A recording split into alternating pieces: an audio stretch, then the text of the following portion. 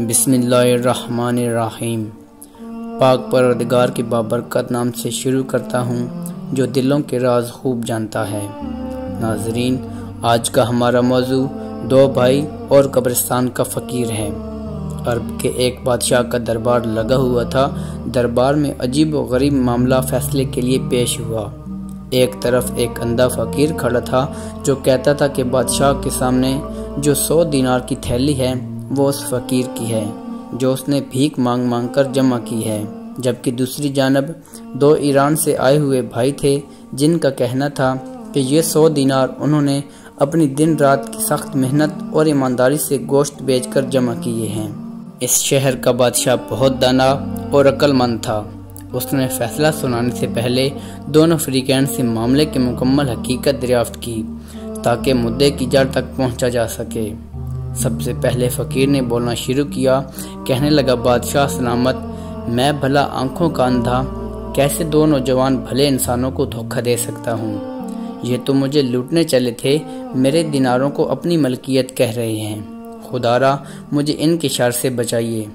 یہ سن کر ان دونوں بھائیوں میں سے ایک نے کہا، نہیں حضور نہیں، یہ فقیر جھوٹا ہے، اپنی معذوری کا ناجائز فائدہ اٹھا رہا ہے۔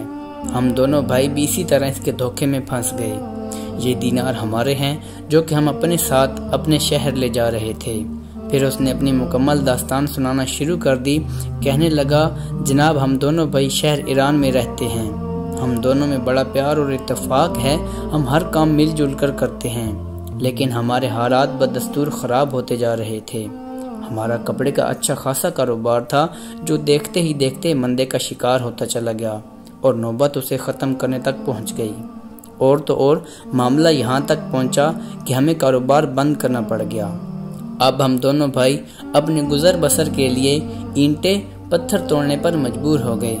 بس جو کچھ ہم کما لیتے اس سے ہمارے دن کا گزر بسر بمشکل ہوتا۔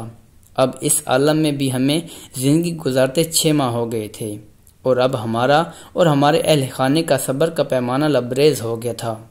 ایک روز ہمارے ہاں کسی رشتہ دار کی آمد ہوئی جس نے ہمیں مشورہ دیا کہ بھائی اگر شہر میں روزگار نہیں چل رہا تو کسی اور شہر جا کر تلاش کر کے دیکھ لو، ہو سکتا ہے پیروں کے تلے کی مٹی بدلنے سے تمہاری قسمت بھی بدل جائے۔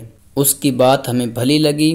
ہماری ملکیت میں کچھ زمینیں تھیں، بس ہم نے اپنی زمینوں کو فروخت کیا، کچھ رقم اپنے ساتھ لے جانے کو رکھی اور باقی رقم اپنی بیوی بچوں کو دے دی تاکہ وہ ہمارے واپس لوٹنے تک کچھ گزر بسر کر سکیں۔ ہم نے عرب جانے کا فیصلہ کر لیا۔ اس شہر میں ہم آئے، ہم نے سن رکھا تھا کہ یہاں بہت نیک دل بادشاہ حکومت کرتا ہے اور یہ کہ اس کی سرپرستی میں مملکت کا نظام بہت بہترین طریقے سے چل رہا ہے۔ ہم دونوں بھائیوں نے اس شہر میں مل جل کر قصاب کا کام کرنا شروع کر دیا اور گوشت فروخت کرنے لگے۔ اللہ پاک نے ہمارے کاروبار میں خوب برکت ڈالی اور چند ہی دنوں میں ہمارے حالات بدل گئے۔ ہم دونوں نے بہت محنت کی اور اپنی دن رات کی محنت کو جمع کرنا شروع کر دیا۔ ہم نے اچھا کماتے ہوئے کافی وقت ہو چکا تھا، لہذا ہم نے سوچا کیوں نہ گھر لوٹنا چاہیے تاکہ گھر والوں کو جمع پونجی سونپ پائیں اور ان سے ملاقات بھی کر لیں۔ بس یہی سوچ کر ہم اپنا سامان سفر باندھا اور 100 دینار جو ہم نے گوشت بیچ کر جمع کیے تھے ایک تھیلی میں ڈالے اور روانہ ہو گئے۔ ہم چلتے جا رہے تھے کہ شہر کے بیچوں بیچ ہمارا گزر ہوا۔ ایک وسیع قبرستان کے پاس سے ہم وہاں کسی سواری کے انتظار میں کھڑے ہو کر انتظار کرنے لگے۔ ابھی ہم کھڑے ہی تھے کہ ہمارے کان میں ایک فقیر کی صدا پہنچی۔ یہ فقیر بڑی عجیب و غریب صدا لگا رہا تھا، کہتا تھا، ہے کوئی غریب کی مدد کرنے والا؟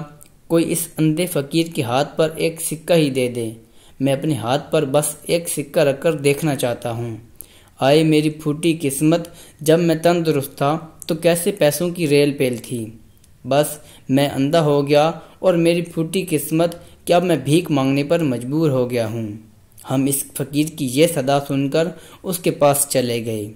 میرے بھائی نے اس سے پوچھا، تم یہ کیسی فریاد کر رہے ہو؟ اس نے کہا، میں کیا بتاؤں، جب سے میں اندھا ہوا ہوں میں سکوں کو تو دیکھ نہیں سکتا، چھونے کو بھی ترس گیا ہوں، کاش کہ کوئی میری ہتھیلی پر ایک سکہ ہی رکھ دے۔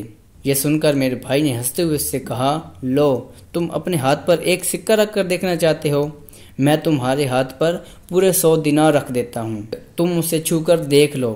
یہ کہہ کر میرے بھائی نے اس کے ہاتھ پر دیناروں سے بھری تھیلی رکھ دی۔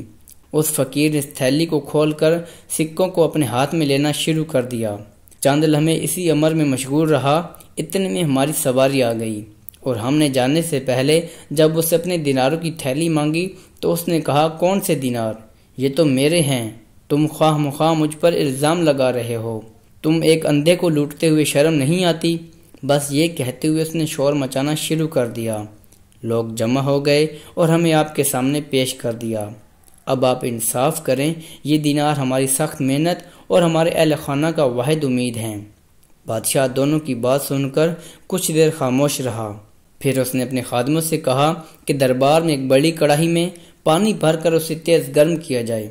چنانچہ بادشاہ کے حکم کے عین مطابق کیا گیا۔ بادشاہ کے سامنے دربار میں سبھی حاضرین کی موجودگی میں ایک بڑی کڑائی میں پانی بھر کر اسے پکانا شروع کر دیا گیا، حتیٰ کہ پانی کھولنے لگا۔ دربار میں موجود سبھی منتظر تھے، نہ جانے بادشاہ کیا کرنے والا ہے۔ تبھی بادشاہ اٹھا اور دیناروں سے بھری تھیلی کھولتے ہوئے پانی میں ڈال دی۔